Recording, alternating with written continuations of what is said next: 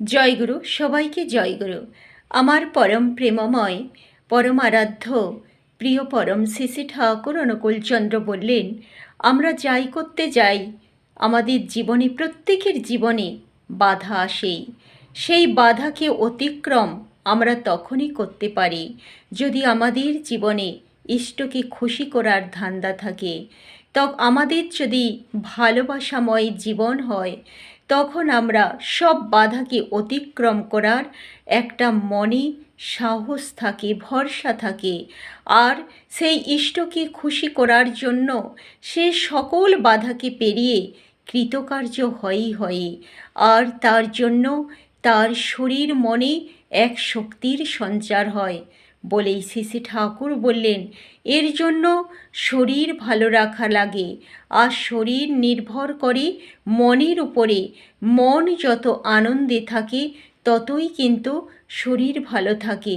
তাই আর মন ভালো রাখার জন্য সৎ চিন্তা, সৎ কর্ম, সৎ মানুষের সঙ্গ করা লাগে, সৎসঙ্গ করা লাগে। তবেই কিন্তু মন ভালো থাকে। পরস্পর শরীর ও মন পরস্পরের উপর নির্ভরশীল। আর মন ভালো থাকলে শরীরও ভালো হয়ে ওঠে বলেই প্রিয় পরম বলছেন, তবে শরীরের জন্যও কিছু করণীয় আছে। খাওয়া দাওয়া, শোয়া, আহার বিহার সব কিছু কিন্তু মানুষ যদি নিয়ম মাফিক মেনে চলে, তখন কিন্তু তার শরীর ভালো থাকে। আর শরীর ভালো থাকলে মন ভালো থাকে।